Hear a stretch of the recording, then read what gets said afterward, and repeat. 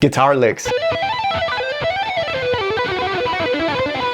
The exact thing you need right now if you feel like you're always playing the same stuff. Today I want to show you 5 of my current favorite licks that will immediately spice up your improvisation and your next guitar solo. So get ready to impress everyone with your brand new shredding skills after watching this video until the end. Here's lick number 1 for all the alternate picking enthusiasts.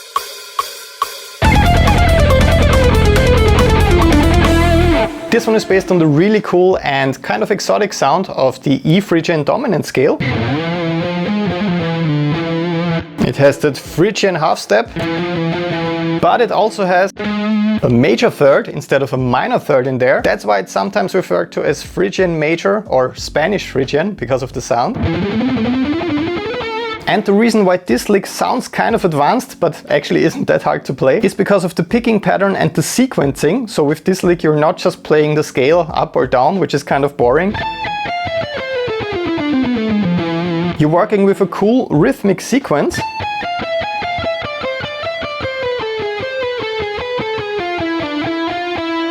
And the reason why this is much easier than it looks and sounds is because you can play it with alternate picking all the way through. So you're always just playing down, up, down, up, down, up for everything. And this doesn't really result in very challenging string transitions at all. Really the only thing you have to pay attention to here is the finger rolling. So you have to roll your index finger and you don't want any overlapping notes right here.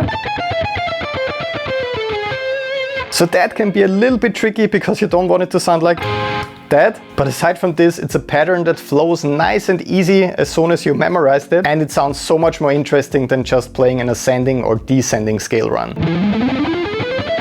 If you're like me, you're guilty of playing those a bit too often, so licks like this one really help with making things more interesting without making things too complicated. So this second lick goes into a completely different direction, much less shreddy, so to say.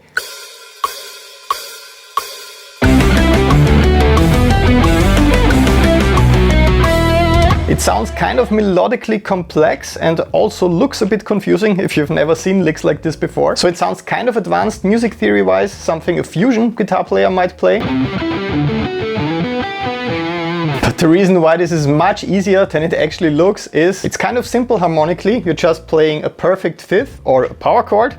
I'm sure you played something like this before. And instead of playing both pitches at the same time, you're playing one after the other. And then you're simply adding the third for all of these power chords on top in the key that you're playing in. So I have a C major chord for the first one. So all the notes in there to make it a triad, the root note, the major third and the perfect fifth, but we're not playing root third fifth as you usually do. We're playing root note fifth and third on top. That makes it very cool and kind of more interesting. That sounds cooler and more interesting to me than just going for root note, third, fifth. That usual kind of small arpeggio. So when we continue doing this for the entire lick, I'm actually playing C major, D major, and E minor. So I'm adding a major third to the first chord, another major third to the second chord, and then a minor third for the third chord. So those are pretty simple shapes that you can memorize easily. The only two shapes I'm using really, the one for major and the one for minor. You just have to swap the third on top. The only thing that's a little bit tricky with licks like this is the picking, because you have to skip the G string in the middle. So for these shapes you're only playing on the A, D and B strings. I'm using alternate picking once again. That's the easiest way of doing this in my opinion. So with the picking you want to avoid touching the G string and you don't want the notes to overlap like this. So separating the notes is kind of difficult, but still I think harmonically complex sounding licks like this are much more intimidating than they should be. So whenever you hear a nice chord progression or just power chords, you don't have to accent them with super fast and complicated arpeggio licks. Next time just try going for root note, fifth and third on top and it will sound absolutely amazing. My friends, as always, you can download the tabs and guitar profiles for all of these licks on my Patreon page, patreon.com/Bernd. I also made slow and fast play-along videos for you so that you can practice these licks together with me until you can play them. This is the best and most fun way of learning licks because you get to closely look at my picking technique and fretting hand technique at those different speeds. You can mimic what you're seeing on screen and before you know it, you can actually play them super fast. I wish I had practice videos like this when I started started my shredding journey. And as a member on my Patreon page, you also get access to over 20 guitar courses. So you will become a master at techniques like alternate picking, sweep picking, legato, so hammer-ons and pull-offs, with all of these course bundles in just 30 days each, because they come with my most important exercises and practice routines. We are the world's biggest guitar community on Patreon with over 10,000 active members. So if you're still not part of this, what are you waiting for? Sign up today with the link down below. Start working with the absolute best methods and concepts when it comes to taking your guitar technique to a world-class level.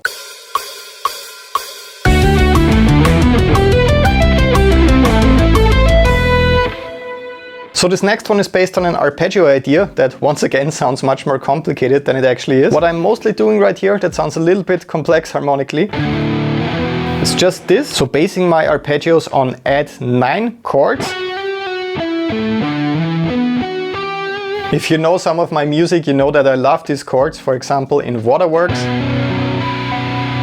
So I use this quite a lot and they're really simple. It's just a power chord with the 9th on top. So kind of another power chord if you want to visualize it like that. So recently with my licks, I've been using those with arpeggios as well. So playing the root, a perfect 5th, the 9th on top, and then either a major or a minor 3rd on top. So that's the shape for major. That would be the shape for minor. And to make this sweep picking and arpeggio idea more interesting, I wasn't going for pure speed, so playing it as fast as possible. I was going for interesting shapes like this and also interesting patterns with my sequencing. That sounds really nice and melodic, and once you have the picking pattern and the fingering down, you will see it's really not that hard to do this. And then to end it in a classic way, I was just using the very common major and minor sweep picking arpeggios. Just connecting them with a nice slide from C on the 15th fret on the A string to the 12th fret to A. And what you get is a really nice musical and very practical arpeggio idea that doesn't sound like an exercise.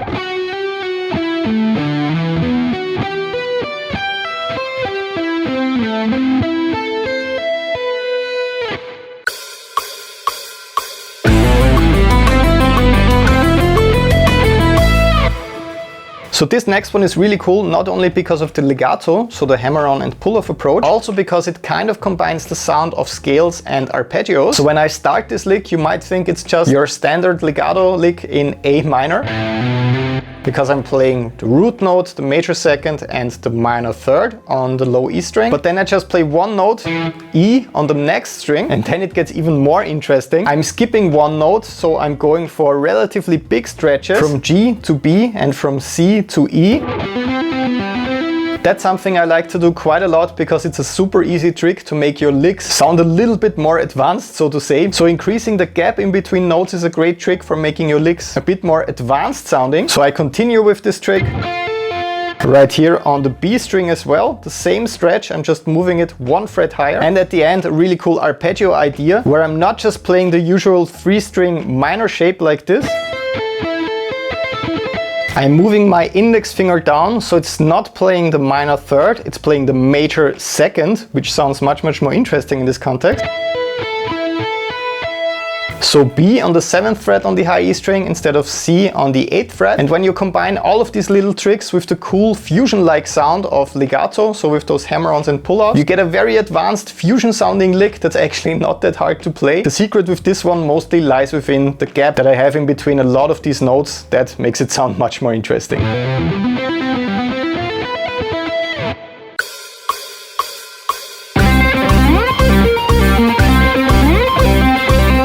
And then, as always, I saved the craziest one for the end, but even this one isn't as hard as it looks and sounds. I'm mostly working with the octave interval right here, so playing C, for example, right here, and right here as well, so on the G string and on the high E string. The first trick that makes it a little bit easier than it looks and sounds is that I'm working with hybrid picking. So whenever I'm playing on the G string, I'm picking the notes with a downstroke. So whenever I'm playing on the G string, I'm just picking the note like this. But when I'm playing the note on the high E string, I'm plucking the note with my middle finger.